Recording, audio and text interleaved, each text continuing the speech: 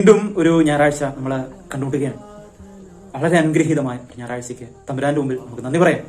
സ്ലീഹാകാലത്തിന്റെ 4-ാമത്തെ ആഴ്ചയിൽ ഒരു സ്ലീഹായുടെ ജീവിതത്തിന്റെ ദൗത്യത്തെക്കുറിച്ച് കൂടുതലായി ഇന്ന് വചനം നമ്മളോട് പറയുകയാണ്.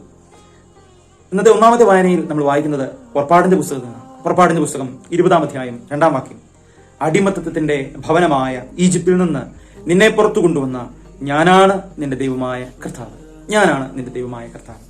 അടിമത്തത്തിന്റെ ഭവനത്തിൽ നിന്ന് നിന്നെ ഞാൻ പുറത്തു കൊണ്ടുവന്നതാണ്. ഇത് ഒരു സ്ലീഹായിക്ക് നല്ല ഉറപ്പുണ്ടായിരിക്കണം. സ്ലീഹ ഇപ്രകാരം അല്ലെ, നമ്മൾ ഓരോരുത്തരും ഇപ്രകാരം വീണ്ടെടുക്കപ്പെട്ടവരാണ്. ദൈവം വില കൊടുത്ത് സ്വന്തമാക്കിയവരാണ്. ആ സ്വന്തമാക്കിയവരാണ് മറ്റുള്ളവരും എന്ന ബോധ്യം സ്ലീഹായിക്ക് ഉണ്ടാവണം. അതാണ് സ്ലീഹായുടെ ദൗത്യം. മറ്റുള്ളവരെ ഈ വീണ്ടെടുപ്പിലേക്ക് അല്ലെങ്കിൽ അവരെ വീണ്ടെടുത്ത് സ്വന്തമാക്കിയ ദൈവത്തിലേക്ക് കൂട്ടിക്കൊണ്ടുവരുന്നതാണ് ഒരു സ്ലീഹായുടെ ദൗത്യം. അതാണ് ഇന്നത്തെ സുവിശേഷം നമുക്ക് പറഞ്ഞു തരുന്നത്. ശിമിയോൻ പത്രോസ് ഈശോയ്ക്ക് കൊടുക്കുന്ന മറുപടി യോഹന്നാന്റെ സുവിശേഷം 6-ാം അധ്യായത്തിൽ 68-ാം വാക്യം. ശിമിയോൻ പത്രോസ് മറുപടി പറഞ്ഞു, കർത്താവേ, ഞങ്ങൾ ആരുടെ അടുത്തേക്ക് പോകും? നിത്യജീവന്റെ വചനങ്ങൾ നിന്റെ പക്കലുണ്ട്. നിത്യജീവന്റെ വചനങ്ങൾ അല്ലെങ്കിൽ നിത്യജീവന്റെ ഉറവിടമായ ഈശോയിലേക്ക്, ദൈവത്തിലേക്ക് എല്ലാവരെയും ചേർത്ത് നിർത്തുന്നതാണ് ഒരു സ്ലീഹായുടെ ദൗത്യം.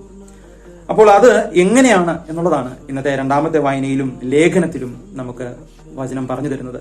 എസെക്കിയേൽ പ്രവാചകന്റെ പുസ്തകത്തിൽ നിന്നാണ് നമ്മൾ 2-ാം വായന വായിക്കുക. അവിടെ എസെക്കിയേൽ പ്രവാചകന്റെ പുസ്തകം 3-ാം അധ്യായത്തിന്റെ 3-ാം വാക്യം. അവൻ പറഞ്ഞു, മനുഷ്യപുത്ര, ഞാൻ തരുന്ന ഈ ചുരുൾ ഭക്ഷിച്ച് വയറ് നിറയ്ക്കുക.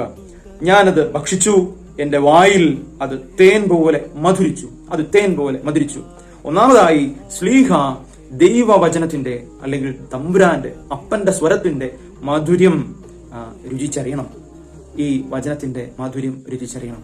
ദൈവകൽപ്പനയുടെ ഭാരങ്ങളല്ല, മറിച്ച് ആ ദൈവകൽപ്പനയുടെ മാധുര്യമാണ് എന്റെ ഈ ക്രൈസ്തവ ജീവിതത്തിന്റെ സൗന്ദര്യം നമുക്ക് കാണിച്ചത്. അത് രുചിച്ചറിഞ്ഞവനാണ് അത് പകർന്നു കൊടുക്കേണ്ട സ്ലീഹ.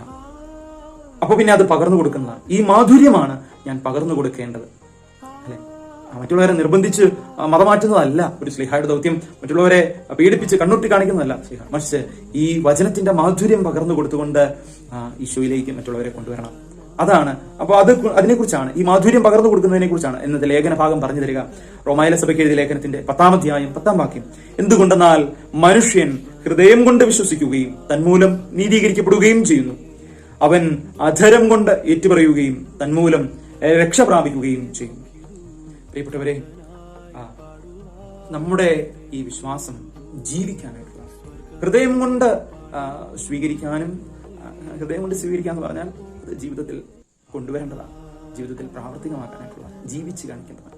ആ മാധുര്യം അങ്ങനെ ജീവിച്ച് പങ്കുവെക്കുന്നതിലൂടെ അനേകരെ ദൈവം വീണ്ടെടുത്ത് സ്വന്തമാക്കിയവരെല്ലാം ഈശോയുടെ അടുത്തേക്ക് കൊണ്ടുവരാൻ നമുക്ക് സാധിക്കണം. അതിനായിട്ടുള്ള കൃപയ്ക്ക് വേണ്ടി നമുക്ക് പ്രാർത്ഥിക്കാം. ദൈവം നമ്മെ സമൃദ്ധമായി അനുഗ്രഹിക്കട്ടെ. അപ്പൊ ഈ ആഴ്ചത്തെ നമ്മുടെ ഹോംവർക്ക് ഇതാണ്. നമ്മുടെ ജീവിതത്തിൽ നമ്മൾ പലരെയും ഉപദേശിക്കാനൊക്കെ പോകാറുണ്ട്, അല്ലെ? പലരും അവർ ചെയ്ത് ശരിയാക്കിയിരുന്ന, അവർ തിരുത്തിയിരുന്നെങ്കിലും നമ്മൾ പല കാര്യങ്ങളും ആഗ്രഹിക്കാറുണ്ട്. ഇങ്ങനെ നമ്മൾ ആഗ്രഹിക്കുന്ന കാര്യങ്ങൾ ജീവിതം കൊണ്ട് കാണിച്ചു കൊടുക്കാനും അങ്ങനെ ഒരു മാതൃകയിലൂടെ അവരെ തിരുത്താനും അല്ലെങ്കിൽ അവർക്കൊരു പ്രചോദനം കൊടുക്കാനും നമുക്കൊന്ന് പരിശ്രമിക്കാം. ഇപ്പൊ നമ്മള് ഉദാഹരണം, കുരിശു വരയ്ക്കാൻ നമ്മൾ പലരെയും നിർബന്ധിക്കുകയും പറയുകയൊക്കെ ചെയ്യും. നമ്മൾ ഇരുന്ന് പ്രാർത്ഥിച്ച് തുടങ്ങുക എന്നുള്ളതാണ് വീട്ടിൽ മാതാപിതാക്കൾക്ക് ചെയ്യാവുന്ന ഒരു കാര്യമാണ്. അപ്പം മാതാപിതാക്കൾ ആദ്യം വന്നിരിക്കുമ്പോൾ മക്കളും വരും. അങ്ങനെയാണ് മുന്നേ. അല്ലെങ്കിൽ പള്ളിയിൽ പോകാൻ നമ്മൾ മക്കളോട് പലപ്പോഴും പറയും, അല്ലെങ്കിൽ നമ്മൾ പലരോട് ഉപദേശിക്കുക, നമ്മൾ ആദ്യം പള്ളിയിൽ പോകുന്നു എന്നുള്ളത്. അതുപോലെ ഓരോ കാര്യം നമുക്ക് ഓരോരുത്തർക്കും അവരവരുടെ ജീവിതത്തിന്റെ സാഹചര്യങ്ങളിലേക്ക് എടുക്കാം, അതിനനുസരിച്ച് അത് ചെയ്യാം. അപ്പം അങ്ങനെ മറ്റുള്ളവർക്ക് ജീവിച്ചു കാണിക്കാൻ, ഈ ജീവിതത്തിന്റെ മാധുര്യം ജീവിച്ച്, ദൈവവചനത്തിന്റെ മാധുര്യം ജീവിച്ച് കാണിച്ചുകൊണ്ട് മറ്റുള്ളവർക്ക് പ്രചോദനം കൊടുക്കാനായിട്ട് നമുക്ക് പരിശ്രമിക്കാം. അതാണ് നമ്മുടെ ഈ ആഴ്ചത്തെ പ്രത്യേകമായിട്ടുള്ള ഒരു ടാസ്ക്. അപ്പോൾ അത് നമുക്ക് പ്രത്യേകം പരിശ്രമിക്കാം. ദൈവം അനുഗ്രഹിക്കട്ടെ.